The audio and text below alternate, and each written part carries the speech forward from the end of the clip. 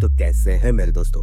Kaiju number 8 season 2 के पिछले सारे एपिसोड्स की लिंक आपको डिस्क्रिप्शन में मिल जाएगी, आप वहां से देख सकते हैं।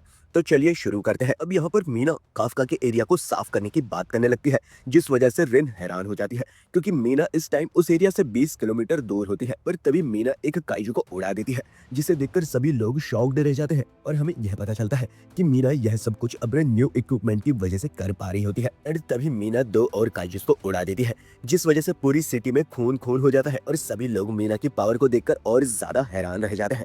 तभी मीना बाकी काइजूस को भी उड़ाने लग जाती है। यह बंदा कहता है मीना ने बड़े काइजूस को मारने में गैन को भी पीछे छोड़ दिया है। इतामी बताता है इस नेशन और इस दुनिया में अब ऐसा कोई भी नहीं है जो कि मीना की तरह फायर पावर को कंट्रोल कर सकता है। अब मीना वहाँ के 6 बड़े काइजूस को उड़ा देती है, जिससे कि वहाँ पर सिर्फ छोटे ही काइजू बच जाते हैं और वहाँ की स्क्वाड उन्हें मारने चली जाती है। और मीना की यह पावर देखकर काफका काफी ज्यादा एक्साइटेड हो जाता है। वह कहता है तो काइजूस आखिरकार तुम्हें कैसा लगा?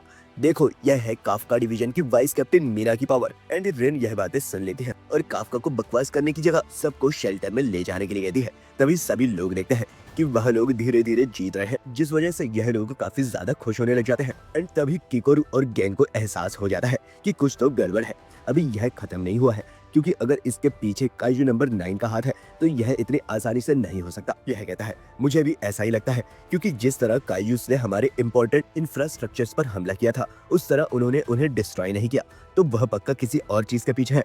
तब हम यहाँ पर देखते हैं काइजू नंबर 9 कॉन्सेंट्रेट कर रहा होता है ताकि वह काइजू नंबर 8 को ढूंढ सके, पर उसे काइजू नंबर 8 के बारे में कुछ भी नहीं पता चलता, जिस वजह से वह इस चीज को छोड़कर अपने प्लान को आगे बढ़ाता है। तब यहाँ पर गैन की स्क्वाड की तरफ गटर में से पानी बाहर आने लग जाता है और नीचे से एक काइजू बाहर आ जाता है जिसका फॉर्टिट्यूड 9.0 होता है। तब यहाँ पर किकोरू और होशियों की तरफ भी एक एक काइजू आ चुके होते हैं और ऐसे ही वहां पर टोटल 5 काइजूस आ जाते हैं जिनका फॉर्टिट्यूड 9.0 होता है। तब हम यहाँ पर देखते हैं एक काइजू जो कि किकोरू की तरह ही दिख रहा होता है, वह एक ही बारी में उस पर हमला कर देती है, जिससे किकोरू तो डॉज कर लेती है बट उसके साथियों का पूरा शरीर उड़ जाता है, जिसे सुनकर सभी लोग हैरान हो जाते हैं। यह कहता है अब मुझे एहसास हो गया है कि काइजूस हमारे इंफ्रास्ट्रक्चर के पीछे नहीं बल्कि हमारे पीछे है, ताकि वह डिफेंस फोर्स के ताकतवर सोल्जर्स को हराकर डिफेंस फोर्स को कमजोर कर सके और यह हमें मारने के लिए आगे बढ़ रहे हैं। यह कहता है मैंने जितना सोचा था यह तो उससे भी ज्यादा बुरा है, और वैसे अगर कोई नंबर वाला काइजू आता तो हम मल्टीपल कैप्टन्स को उसके साथ लड़ने के लिए भेजते थे, क्योंकि एक स्ट्रॉन्गेस्ट कैप्टन भी अकेले एक नंबर काइजू को नहीं हरा सकता। और ऊपर से सबसे बुरी बात तो यह है कि हम इस टाइम सब कुछ एक रुकी पर डाल रहे हैं जो कि अब अकेले ही उस नंबर वाले काइजू को संभालेगी। एंड वैसे तो मैं उसकी मदद के लिए किसी को भेज सकता हूँ, बट इससे हमारा बेस डिफेंस लेस हो जाएगा। यह सोचता है कि आखिरकार अब क्या किया जाए। तभी गैन कहता है मेरी बेवकूफ स्टूडेंट, तुम इतनी भी बेवकूफ नहीं हो कि मुझे तुम्हें बताना पड़े कि इस बार बैकअप नहीं आने वाला है, तो इसलिए तुम्हें उस चीज को अकेले ही हराना पड़ेगा। किकोरू सोचती है जब भी मेरे ऊपर कोई मुसीबत आई तो मुझे बचाने हमेशा कोई न कोई आया ही था। मैंने चाहे बहुत खतरनाक काइजू से लड़ाई की हो, पर आज तक मैं कभी नहीं जीती हूँ और आज मुझे यही करना पड़ेगा। बेवकूफ टीचर, तुम्हें पता होना चाहिए कि यह ही मेरा प्लान था। इन तभी किकोरू अपने सूट की पावर को 94% तक पहुंचा देती है, जिसे सुनकर होशिनो इम्प्रेस हो जाता है और सभी लोग अपने काइजूस के साथ लड़ने के लिए तैयार हो जाते हैं। और यहाँ किकोरू भी काइजू पर हमला कर देती है, पर वह काइजू बहुत ज्यादा तेज होती है, जिस वजह से वह किकोरू के हमले से बच जाती है। और इस टाइम हिस्ट्री के सबसे स्ट्रॉन्गेस्ट रुकी को हम देख रहे हैं, जिसने अपने पेरेंट्स के साथ गैन को भी सरपास कर दिया है। अब यहाँ पर यह काइजू किकोरू पर भारी पड़ रहा होता है और जैसे ही उस पर वह हमला करने लगता है किकोरू उसके हमले से बच जाती है और अपनी शील्ड को एक्टिवेट कर देती है, पर वह काइजू उसकी शील्ड को मुक्का मारकर तोड़ देता है और उसे दूर एक बिल्डिंग में पटक देता है, जिससे कि उसका लेफ्ट लंग और रिब्स डैमेज हो जाते हैं और उसके मुंह से भी खून निकलने लगता है।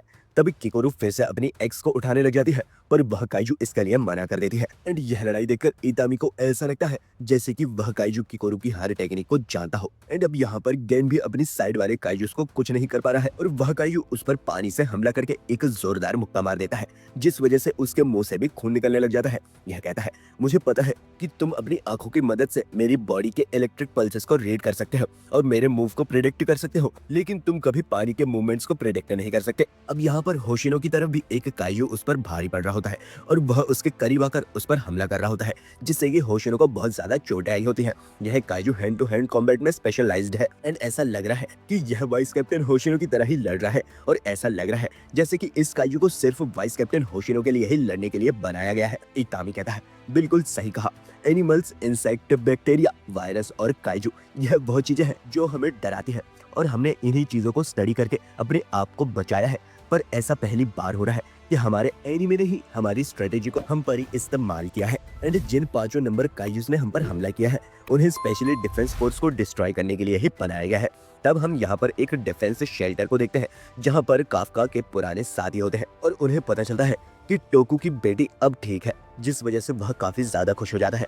पर तभी शेल्टर के अंदर सभी लोगों को पता चलता है कि बाहर 9.0 फॉर्टिट्यूड के 5 काइजूस ने हमला कर दिया है, जिस वजह से उन्हें लगता है कि अब दुनिया खत्म होने वाली है और वह लोग शेल्टर के अंदर भी सेफ नहीं है। तभी टोकू चोट लगने के बावजूद भी शेल्टर के अंदर मदद करने लग जाता है और क्योंकि उसे विश्वास होता है कि जो लोग ऊपर लड़ रहे हैं वह उन्हें जरूर बचाएंगे, जिस वजह से उसके साथी भी उसका हाथ बढ़ाने लग जाते हैं। तभी हम यहाँ पर देखते हैं काफका सभी लोगों को शेल्टर के अंदर भेज रहा होता है और तभी पास में एक धमाका होता है, जिस वजह से काफका को पता लगता है कि उसकी स्क्वाड के ऊपर भी एक 9.0 फॉर्टिट्यूड वाले काइजू ने हमला कर दिया है। पर काफका इस टाइम कुछ नहीं कर पा रहा होता है, जिस वजह से वह सभी को शेल्टर के अंदर जाने के लिए गाइड करने लग जाता है।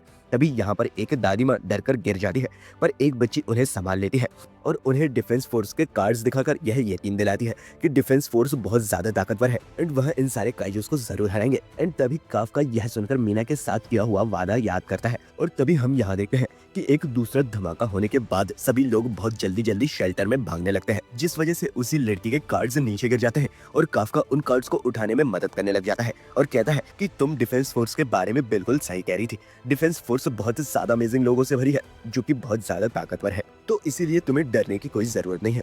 तो अब जल्दी से शेल्टर के अंदर चले जाओ। तभी वह लड़की काफका से कार्ड्स के बारे में पूछने लगती है और जब उसे पता चलता है कि काफका के पास कार्ड्स नहीं है तब उससे वादा करती है कि वह उसके लिए कार्ड्स जरूर खरीदेगी। एंड तभी काफका को यह पता चलता है कि उसकी स्क्वाड बहुत ज्यादा खतरे में है, जिस वजह से वह स्क्वाड की तरफ बढ़ने लग जाता है। एंड यहाँ पर काइजू ने एक प्लेटून लीडर ताचिबाना को पकड़ लिया होता है, जिस वजह से रेन बहुत ज्यादा शॉक में होती है और दूसरी तरफ भी बाकी सोल्जर्स का बुरा हाल होता है। यह कहती है अब कुछ नहीं हो सकता क्योंकि यह काइजू उन सभी काइजू से स्ट्रॉन्ग है जिनसे हम आज तक लड़े हैं और मैं सच में कुछ नहीं कर सकती हूँ। बट तभी रिन को याद आता है कि वह एक प्लेटून लीडर है जिसे गैन ने खुद चुना है, जिस वजह से वह ताचिबाना को बचाने के लिए काइजू के ऊपर हमला कर देती है और ताचिबाना उससे बच जाता है। पर वह काइजू रिन को एक मुक्का मारकर उससे बहुत दूर फेंक देता है। यह कहती है मैं बहुत ज्यादा ताकतवर होकर कैप्टन बनना चाहती थी और यह भी चाहती थी कि कैप्टन गैन मुझे नोटिस करे और ऐसा हुआ भी, जिस वजह से मैं फर्स्ट डिवीजन की प्लेटून लीडर बन गई और कैप्टन गैन की वह एलिट सोल्जर बनी जिस पर उन्हें पूरा भरोसा है। एंड तभी रिन के अंदर बहुत ज्यादा जोश भर जाता है, पर उसे ऐसा एहसास होता है कि वह उस काइजू को नहीं हरा सकती, जिस वजह से वह यह डिसाइड करती है कि अब वह आखिरी दम तक उस काइजू के साथ लड़ेगी ताकि वह यह जान सके कि उस काइजू की कमजोरी क्या है और इसके बारे में वह गैन को बता सके। तभी वह उस काइजू के ऊपर हमला कर देती है, पर काइजू को कुछ भी नहीं होता और वह काइजू रिन को मुक्का मारकर फ्लाईओवर तोड़कर नीचे फेंक देता है, जिस वजह से रिन को लगने लगता है कि अब उसका अंत शायद आ चुका है। पर वह फिर भी मरना नहीं चाह रही होती है। तब वह काइजू फिर से उस पर हमला कर देता है, पर हम देखते हैं कि इस बार काफका आकर उसे बचा लेता है। रेन कहते हैं आखिरकार यहाँ पर तुम क्या कर रहे हो। यह कहता है प्लेटून लीडर मुझे पता है कि आपने मुझे दूर रहने के लिए कहा था, तो इसलिए मैं इस गलती के लिए आपसे माफी चाहता हूँ और मैं कोई भी सजा भुगतने के लिए तैयार हूँ, पर इस टाइम मैं पीछे नहीं हट सकता। रेन कहती है कि इस लड़ाई में तुम बताओ, तुम अभी पीछे रहो और तुम इस टाइम मर नहीं सकते क्योंकि इस कंट्री को अभी तुम्हारी जरूरत है। यह कहता है मेरी चिंता करने के लिए थैंक यू, बट आप टेंशन ना लीजिए, मैं नहीं हारूंगा और इस काइजू को मैं एक चेयर की तरफ फोल्ड कर दूंगा। तब काफका काइजू नंबर 8 में कन्वर्ट हो जाता है, जिसका एहसास काइजू नंबर 9 को भी हो जाता है। एंड गाइस इसी के साथ काइजू नंबर 8 सीजन 2 कंप्लीट हो जाता है। एंड अब इसका नेक्स्ट सीजन कब आने वाला है यह हमें नहीं पता, तब तक के लिए आप हमारे चैनल की दूसरी इंटरेस्टिंग वीडियोस देख सकते हैं, आपको काफी ज्यादा मजा आएगा। तो मिलते हैं नेक्स्ट वीडियो में। That's my time guys, bye.